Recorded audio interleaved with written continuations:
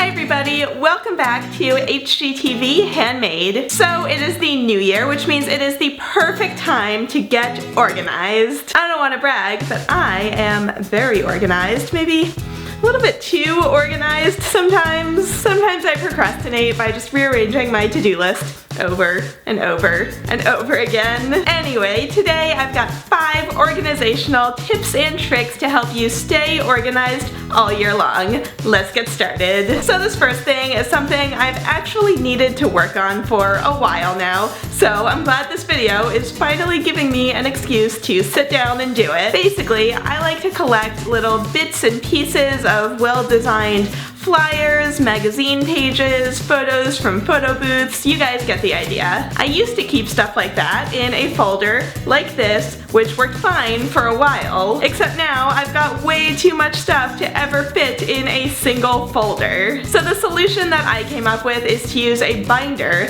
as well as an office supply that I haven't really thought about since I was in high school. Page protectors. And I'm also using business card holders for all of the smaller things that I've collected. Basically, I just filled up my binder with page protectors and then went to town sorting everything out and putting them into the pages. Also, pro tip, it turns out that business card holders are the perfect size for instant photos. So some of the pages are just kind of random, but then some have themes like these pages, which are all typography samples from the same studio, or this page, which I filled up with photos from photo booths at various events. All in all, everything is much more organized than that massive pile of paper I started with. It's like a scrapbook that I can easily take things in and out of to display or use in a DIY, and this is key. There's extra space at the end for even more little bits and bobs, which I am inevitably going to collect. So this next tip is one of my favorite life hacks, and it is a way to store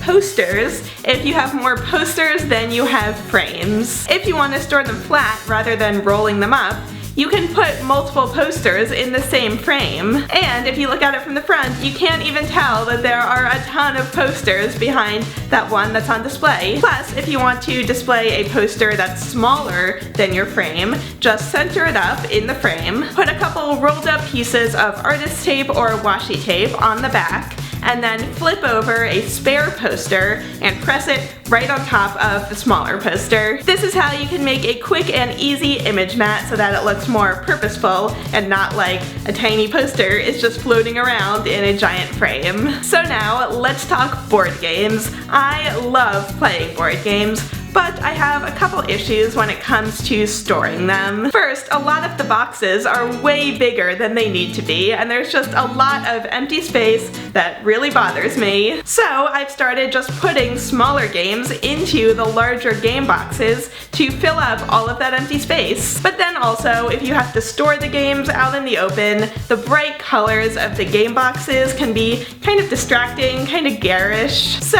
now that the holidays are over and wrapping paper is going to be on sale, just grab some cute wrapping paper and wrap up your games like presents. Well, not quite like presents. Make sure to wrap the top separately from the bottom so that you can still open and close the box. Also, I realized after wrapping this first one where I did both the top and the bottom, you don't really need to do both because the top completely covers the bottom box once you put it on there. So save some paper, just do the top, it'll still look exactly the same. Anyway, it's looking pretty cute, but we still need to add a label so that we know what game is inside that adorable looking box. So I grabbed my label maker and I used a really fun bright pink tape to write out the names of the games, including those smaller games that we put inside that one box. I can just press those onto the boxes, and I think they look super cute, and it's a much nicer way to display all of your favorite board games. So speaking of my label maker, I also wanted to add some labels to these gray boxes behind me. When I moved into this apartment, I bought all new storage boxes for my craft supplies in order to match the gray walls. I think they look really grown up and classy. Unfortunately, there's no place to write a label, so sometimes I have to try a few boxes to figure out which box is which and get the craft supply that I'm after. So to fix this, I grabbed my label maker and I wrote out the categories for each box. I could just stick them onto the boxes as they are, but the adhesive from the labels isn't the greatest. So instead, I stuck them onto chalkboard tape and then cut around that so that there is a slate border. And then I could just peel up the backing from the chalkboard tape, stick them onto the boxes, and I think that looks pretty good. It's not the flashiest DIY in the world because I wanted them to stay pretty understated, but if you have a more colorful shelving unit, you could of course use any pattern of duct tape that you want or play with more fun colors for the labels themselves. And finally, our last organizational project is another one that I've been meaning to do for a while now. So this apartment doesn't have a ton of storage, so I bought a whole bunch of underbed boxes so that I could make use of the space under my bed. I'm going to fill this box with all of my old college work,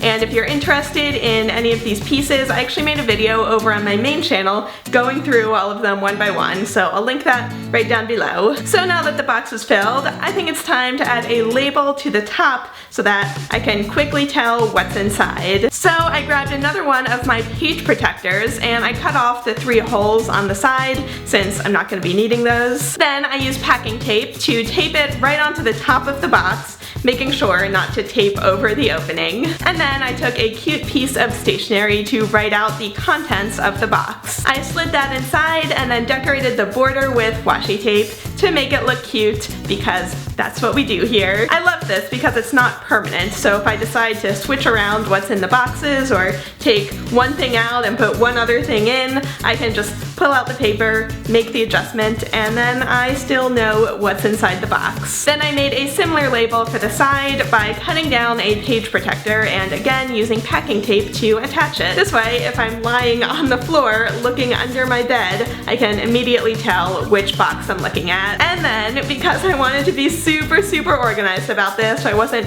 pulling out all of the boxes from under my bed every single time I needed to get something, I also made a diagram showing where each box is under the bed and showing what is inside each of the boxes. If you don't have as many boxes as me, this might not be totally necessary, but if you want to stay super organized, this is one way to do it. Just don't lose your diagram. So I hope those ideas help you get a little more organized in the new year. I'd love to know which one was your favorite, or if you have any other organizational tips and tricks you'd like to share with all of us. Also, kind of a slightly different type of organization, but if you're interested in how I keep my to-do list and my calendar organized, I made a video all about that. I'll link that one in the description as well. Good luck, and I hope you all have a great start to the new year. Bye everybody!